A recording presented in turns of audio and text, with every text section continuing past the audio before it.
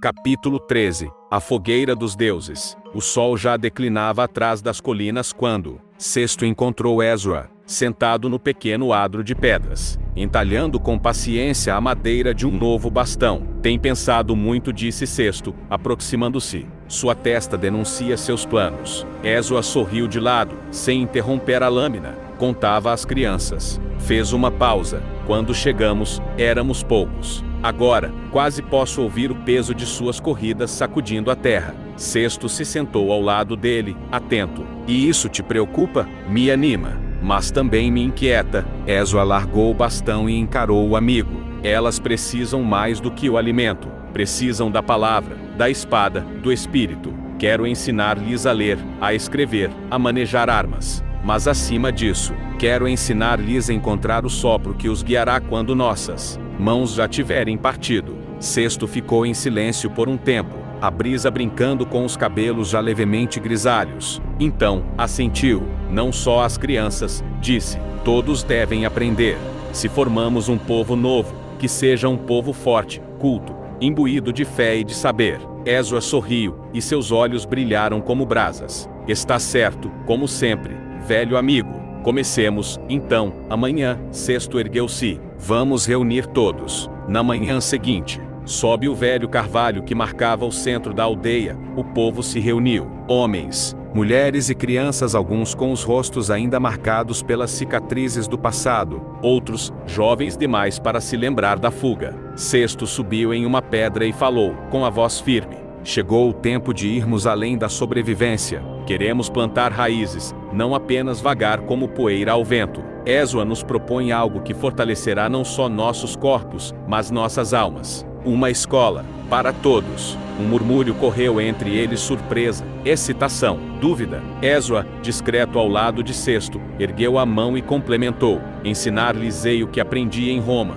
letras, números, armas. Mas também as histórias que moldaram os impérios e as forças que movem os homens. O povo aceitou, não com alarde, mas com o assentir pesado de quem entende a importância do que nasce pequeno e se tornará eterno. Durante semanas, homens e mulheres se revezaram para erguer a sala de ensino, um grande salão de madeira, robusto, com janelas abertas para o campo e o aroma constante do mar distante. As crianças carregavam pedras menores, riam e tropeçavam, enquanto os adultos levantavam as vigas e moldavam as paredes. Ezra desenhou símbolos discretos nas fundações, pequenas marcas de sua fé, escondidas sob as pedras, como bênçãos enterradas no âmago da nova construção. Quando finalmente ficou pronto, Cesto organizou uma cerimônia simples, ninguém de joelhos, ninguém curvado, todos de pé, olhando para frente, como futuros mestres de si mesmos. As primeiras aulas misturavam o cheiro de pergaminhos rústicos com o som das espadas de madeira, batendo umas contra as outras no pátio. Ezra, com sua voz paciente, ensinava as letras como se contasse histórias de antigos deuses. Cada palavra aprendida era uma semente plantada. Cada treino de escudo e espada era um ensinamento sobre resistência e coragem. E no meio das lições sobre batalhas e impérios, surgiam histórias sobre esperança, fé e redenção disfarçadas de fábulas, mas carregadas de significado. 5 anos se passaram como o sopro das estações. A aldeia, antes pequena e hesitante, transformara-se num vilarejo vibrante, cercado por pastos verdejantes e rebanhos que se multiplicavam, como as estrelas no céu. A casa de pedra de Cesto, Ezra e Enora agora era o coração de uma comunidade que dobrara de tamanho. As crianças de outrora tornaram-se jovens ágeis, educados e fortes. Alguns adultos, antes analfabetos, agora debatiam estratégias, filosofia e espiritualidade ao redor da fogueira. A pequena escola cresceu também. Já não era apenas uma sala de madeira, mas um verdadeiro centro de aprendizado e fé, onde as tradições antigas se mesclavam aos ensinamentos de Ezra. E Clórias, o primogênito de Cesto, agora com 10 anos, já desafiava os jovens mais velhos nas lides de espada e palavras. Foi numa tarde dourada de outono que conheceu Adara, filha de um dos primeiros colonos que se juntaram ao vilarejo. Ela tinha cabelos da cor do trigo maduro, e olhos que pareciam guardar todos os mistérios do mundo. Clórias, ainda sem entender direito o que se passava em seu peito, Passou a inventar desculpas para frequentar mais as aulas de Ezra, só para vê-la a sorrir entre os livros e os treinos. E assim, enquanto a fé tomava raiz silenciosamente no coração de todos, nascia também a próxima geração de um povo destinado a ser lenda. O vento daquela tarde trazia um cheiro diferente, um prenúncio, que ninguém soube nomear de imediato. Sexto, montado junto aos limites da aldeia, avistou primeiro a pequena comitiva, um velho de andar digno, envolto numa túnica simples, seguido por duas mulheres e um jovem que carregava uma sacola pesada às costas. Ezra, chamado por um dos guardas, se juntou a Sexto em silêncio, observando. Não são como os viajantes do sul, murmurou. Há algo neles, antigo. Quando se aproximaram, o velho saudou-os em um latim carregado de sotaque helênico. Que os deuses da estrada vos encontrem em paz. Sou Anatero, filho das montanhas do norte, onde Filipe forjou seu filho Alexandre. Atrás dele, as duas mulheres mantinham os olhos baixos. A mais jovem, de ventre arredondado, apoiava-se discretamente na irmã. O rapaz, de rosto firme e olhos duros, observava tudo com uma atenção contida. Estas são minhas filhas, Calistra e Dafne, e este é meu genro, Menandro. Sexto e Ezra trocaram um rápido olhar. Havia algo não dito naquela apresentação, algo que pairava no ar feito névoa. Viemos buscar abrigo, continuou Anatero, e, se permitirem, trazer também nossos conhecimentos, da física, da filosofia e das antigas artes de curar. O pedido era simples nas palavras, mas carregava o peso de mundos inteiros. Sexto assentiu, com a prudência de quem sabe que a hospitalidade é tanto uma benção quanto um risco. Se procuram paz, aqui a terão, respondeu, mas saibam que este é um lar novo, e toda raiz que quiser crescer conosco deve ser verdadeira. O velho sorriu, mas havia tristeza em seus olhos. Assim, acolheram-nos. Naquela noite, junto à fogueira central, Anateron falou pouco. Apenas observava, escutava. Suas filhas se mantiveram discretas, e Menandro, sempre um passo atrás, parecia vigiar mais do que se integrar.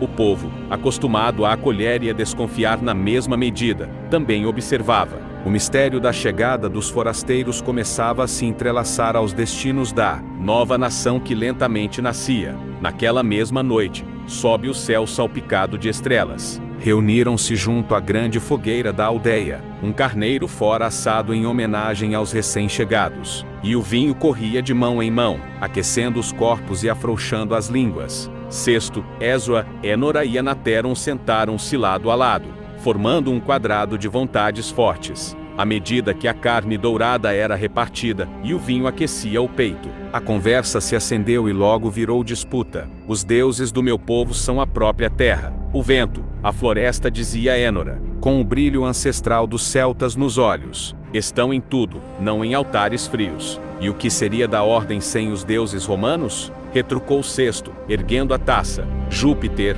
Marte, Minerva, eles não são apenas espíritos, são os moldes do mundo, a força que ergueu impérios. Anateron sorriu, lento, como quem já ouvira disputas maiores. O Olimpo é mais antigo que Roma e mais vasto que qualquer bosque, disse, sua voz carregada de sabedoria. Zeus, Atena, Apolo, cada um ecoa a natureza humana em toda sua grandeza e sua miséria. Ezra, com um olhar firme como uma muralha, inclinou-se para a frente. E, no entanto, apenas há um Deus verdadeiro, disse, a voz rouca de convicção, o Deus de Abraão, Isaque e Jacó. Todos os outros são sombras diante dele. Um silêncio breve os envolveu, pesado como a fumaça da fogueira. Então Sexto, com um meio sorriso, quebrou a tensão. Traga um suco de cevada, ordenou a um dos jovens. Compramos dos nórdicos, eles chamam de cervisia. Talvez, com a língua um pouco mais solta, consigamos entender as verdades uns dos outros. Risos nervosos se espalharam entre os que ouviam ao redor.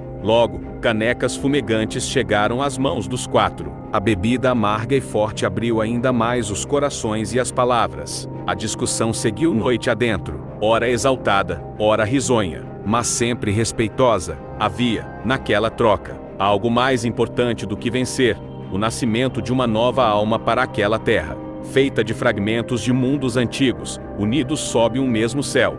As chamas da fogueira já estavam mais baixas quando a conversa entre Sexto, Ezra, Anateron e Enora começou a arrefecer. O vinho e o suco de cevada tinham feito seu trabalho. Línguas soltas, corações aquecidos, laços invisíveis sendo trançados no escuro. Em torno deles, a aldeia respirava tranquila. Algumas crianças, olhos arregalados, espiavam detrás das carroças e das tendas improvisadas, tentando entender aquelas palavras grandes sobre deuses e mundos distantes. Os homens e mulheres, meio distraídos, riam baixo, alguns se servindo de carne e pão. As filhas de Anatero, Calístria e Dafne, se mantinham afastadas, conversando em sussurros sob a luz tênue de uma tocha. Menandro, por sua vez, pouco bebera, sentado à sombra de uma carroça, vigiava os arredores com olhos frios e calculistas. Foi ele quem primeiro sentiu a mudança no vento. Endireitou-se de súbito, o corpo tenso como o de uma fera.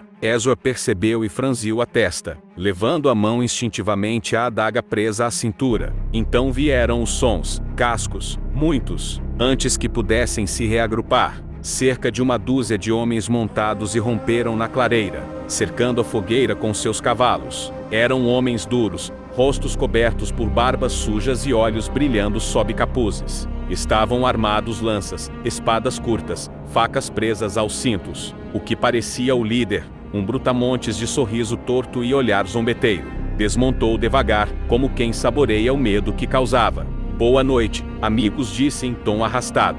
Vemos que tem vinho e cerveja. Ele farejou o ar, exagerando. Seria muita desfeita não oferecerem um gole a viajantes cansados, não é? A aldeia inteira prendeu a respiração. As mulheres recolheram rapidamente as crianças. Alguns homens buscaram discretamente suas armas. Sesto e Ezra trocaram um olhar rápido, o tipo de olhar que antecede sangue. Mas ainda não era o momento.